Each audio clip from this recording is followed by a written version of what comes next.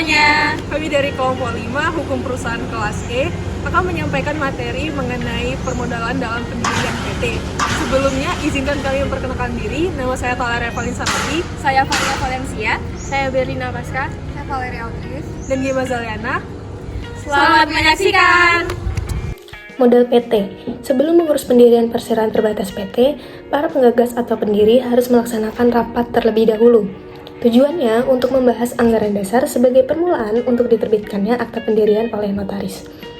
Menurut Yaya Harahap, dalam hukum perseroan terbatas, jika dalam akta pendirian tidak termuat anggaran dasar, maka menjadi tidak memenuhi syarat material. Akibatnya, akta notaris tidak dapat dijadikan dasar pengesahan untuk pendirian PT tersebut. Dari uraian tadi, kita menjadi tahu betapa pentingnya susunan anggaran dasar saat akan mendirikan PT. Perlu diketahui bahwa salah satu muatan dari anggaran dasar adalah besarnya jumlah modal dasar, modal ditempatkan, dan modal disetor. Yang pertama yaitu modal dasar. Berdasarkan Undang-Undang Nomor 40 Tahun 2007 tentang Perseroan Terbatas atau UU PT, modal dasar terdiri dari seluruh nominal nilai saham. Sementara itu, menurut Pujiono yang dituangkan dalam buku hukum perusahaan, modal dasar merupakan jumlah maksimal modal yang disebut dalam akta pendirian. Pada prinsipnya, modal dasar dapat diartikan juga sebagai total jumlah saham yang dapat diterbitkan oleh PT. Apakah ada minimal modal dasar dalam pendirian PT? Sebelum diubah oleh peraturan pemerintah pengganti Undang-Undang Nomor 2 Tahun 2022 tentang Cipta Kerja atau Perpu Cipta Kerja, memang ada ketentuan minimal modal dasar PT, yaitu paling tidak senilai 50 juta. Hal tersebut tertuang dalam pasal 32 ayat 1 UU PT. Akhirnya, Perpu Cipta Kerja mengubah pasal tersebut bahwa jumlah modal dasar PT ditentukan oleh keputusan pendiri saja. Jadi, tidak ada lagi ketentuan jumlah minimal untuk modal dasar PT. Walau begitu, penentuan jumlah minimal modal dasar tetap berlaku pada PT yang melakukan kegiatan usaha tertentu. Antara lain yang pertama yaitu perbankan, yang kedua asuransi, dan yang ketiga jasa ekspedisi pengangkutan barang. Kemudian, berdasarkan penuturan Yaya Harahap, para pendiri dan pemegang saham dapat merubah jumlah modal dasar, entah itu memperbesar atau memperkecil nominalnya. Dapat dilakukan saat rapat umum pemegang saham atau RUPS dengan agenda perubahan anggaran dasar. Namun hal ini perlu dimiliki persetujuan Menteri Hukum dan Hak Asasi Manusia karena termasuk perubahan anggaran dasar tertentu. Yang kedua yaitu modal ditempatkan. Modal ditempatkan adalah sebagian dari modal dasar atau jumlah saham yang telah diambil oleh masing-masing pendiri atau pemegang saham.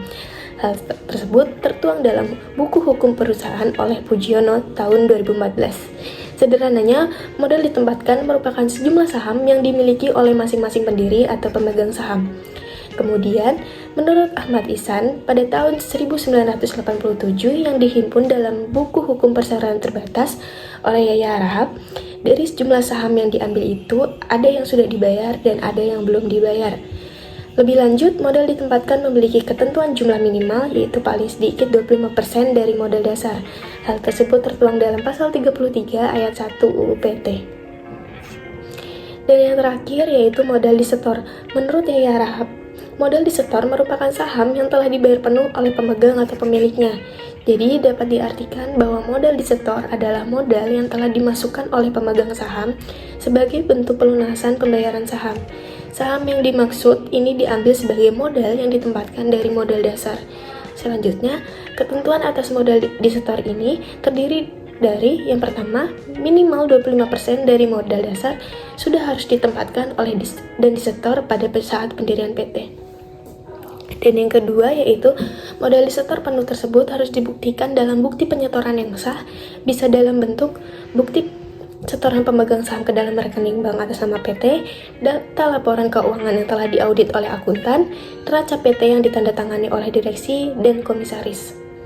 Yang ketiga, penyetoran atas pengambilan saham yang dimaksud bisa dilakukan dalam bentuk uang atau lainnya.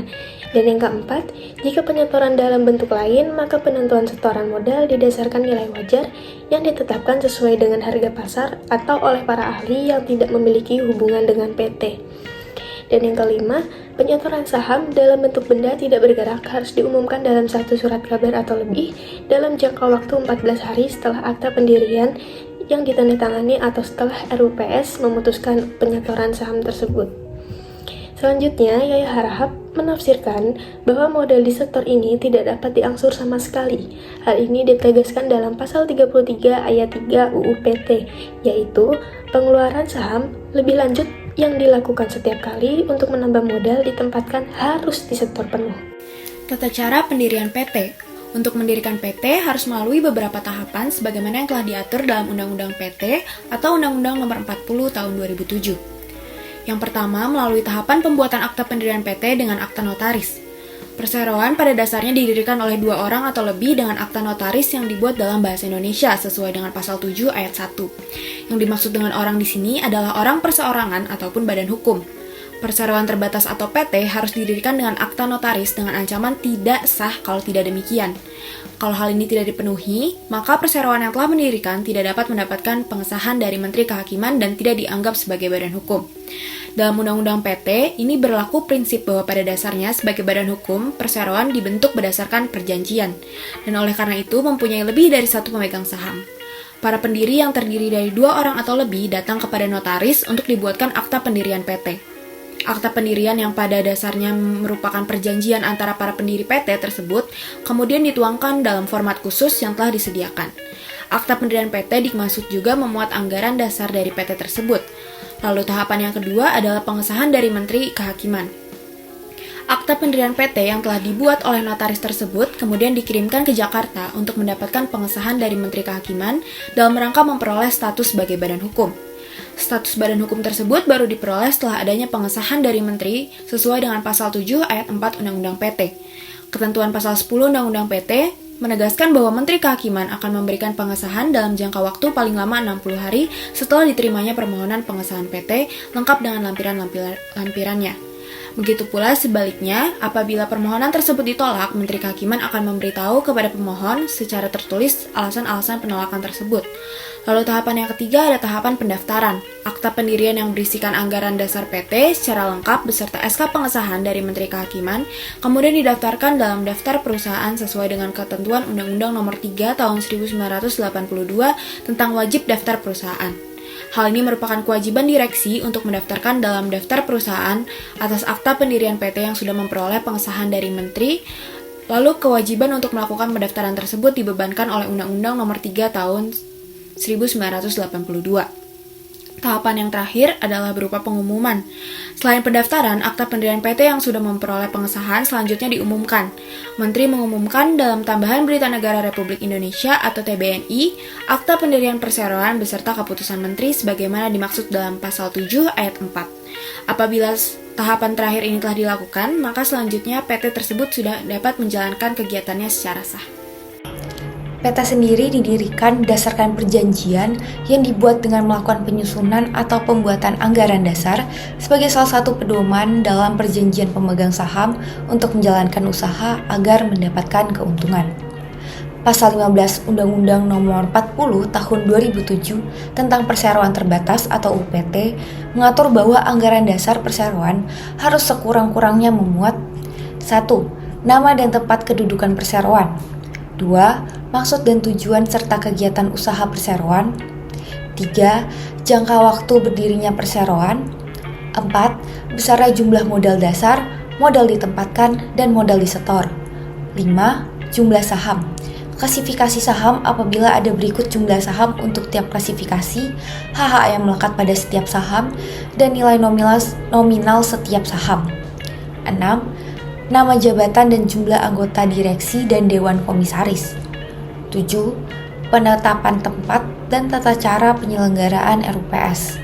8. Tata cara pengangkatan, penggantian, pemberhentian anggota direksi dan dewan komisaris. 9. Tata cara penggunaan laba dan pembagian dividen. Terkait tentang perubahan anggaran dasar, berdasarkan pasal 19 ayat 1 UPT, perubahan anggaran dasar ditetapkan oleh RUPS di mana perseroan terbatas wajib memenuhi persyaratan yang telah ditentukan undang-undang apabila ingin melakukan perubahan anggaran dasar. Ketika ingin mengubah anggaran dasar, PT perlu persetujuan dari Kemenkumham. Aturan ini telah diterbitkan dalam surat penerimaan pemberitahuan perubahan anggaran dasar yang dikeluarkan oleh Menteri. Menurut pasal 12 ayat 2 Permen nomor M-01 HT 01-10/2007 telah mendeskripsikan perubahan data perseroan terbatas yang harus diberitahukan kepada Menteri meliputi 1. Perubahan anggota direksi dan Dewan Komisaris, 2. Perubahan alamat PT, 3. Pembubaran PT, 4. Berakhirnya status badan hukum karena penggabungan, peleburan, pemisahan murni, dan 5. Telah berakhirnya proses likuidasi. Notaris oleh undang-undang diberi kewenangan untuk menuangkan semua perbuatan, perjanjian, dan penetapan yang dikehendaki oleh pihak-pihak dalam sebuah akta autentik dan agar akta yang dibuatnya itu memiliki kekuatan bukti yang lengkap dan memiliki keabsahan di mana dalam hal ini akta yang dimaksudkan adalah akta pendirian PT. Adapun peran notaris dalam pembuatan PT berkaitan erat dalam proses pembuatan akta, antara lain yang pertama mengkaji apakah kehendak para pihak tersebut tidak bertentangan dengan peraturan perundang-undangan yang berlaku. Yang kedua, melakukan pesan nama PT dan sebagai kuasa dari pendiri dalam hal untuk memperoleh status badan hukum dari akta pendirian PT tersebut sampai dengan diumumkannya persoalan tersebut di Berita Negara Republik Indonesia. Yang ketiga, melakukan penyuluhan hukum kepada para pendiri PT terkait dengan maksud dan tujuan yang hendak didirikan oleh para pendiri. Dalam hal ini, dia juga harus memberikan gambaran bahwa PT merupakan badan usaha yang berbadan hukum yang ada di Indonesia, lain halnya dengan badan usaha lainnya seperti CV maupun firma yang tidak berbadan hukum. Dia juga harus menjelaskan mengenai perbandingan antara perseroan yang berbadan hukum dan bukan berbadan hukum terkait dengan tanggung jawabnya. Dan dia juga harus menjelaskan bagaimana pandangan pihak ketiga memandang PT, yaitu yang bertanggung jawab adalah modal bukan person. Notaris juga menjelaskan mengenai tentang peraturan-peraturan lainnya terkait PT yang sudah diatur secara jelas dalam undang-undang. Pembubaran adalah suatu tindakan yang mengakibatkan perseroan berhenti eksistensinya dan tidak lagi menjalankan kegiatan bisnis untuk selama-lamanya yang kemudian diikuti dengan proses administrasi. Adapun yang menjadi alasan untuk membubarkan perseroan ada dalam pasal 142 ayat 1 Undang-Undang PT.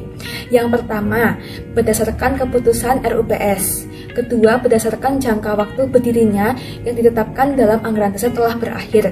Ketiga, berdasarkan penetapan pengadilan. 4, dengan dicabutnya kepalitan berdasarkan putusan pengadilan niaga yang telah mempunyai kekuatan hukum tetap. 5, karena harta pailit perseroan yang telah dinyatakan pailit pada dalam keadaan insolvensi. Dan yang keenam, karena dicabutnya izin usaha perseroan sehingga mewajibkan perseroan melakukan likuidasi sesuai dengan peraturan perundang-undangan. Jadi, ada 6 alasan untuk dapat membubarkan perseroan. Namun membawa konsekuensi apabila perseroan itu bubar. Maka artinya dia tidak dapat melakukan perbuatan hukum seperti ketika PT masih berdiri, yang mana tidak dapat mengikatkan diri pada pihak ketiga. Demikian juga halnya pengurus. Dalam hal terjadi pelanggaran, maka pihak yang bertanggung jawab itu bukan hanya direksi, tapi juga organ lainnya, dan bahkan perseroan dapat dimintai pertanggungjawaban. Yang ditegaskan dalam pasal 142 ayat 5 Undang-Undang PT, mereka akan bertanggung jawab secara tanggung renteng. Artinya kerugian yang dialami oleh pihak ketiga ditanggung secara bersama oleh direksi, komisaris, dan juga perseroan. Dengan demikian, bila mereka dinyatakan bubar, maka perseroan berada di bawah pengawasan likuidator, dan segala perbuatan hukum PT akan diwakili oleh likuidator. Sehingga dapat ditarik kesimpulan bahwa perseroan bubar itu karena berdasarkan RUPS. Karena tugas RUPS sendiri juga merupakan membubarkan perseroan. Dan munculnya pembubaran perseroan lewat forum RUPS itu bisa datang dari usul pemegang saham, direksi, dan juga komisaris, yang mana alasannya tergantung dari sudut pandang masing-masing.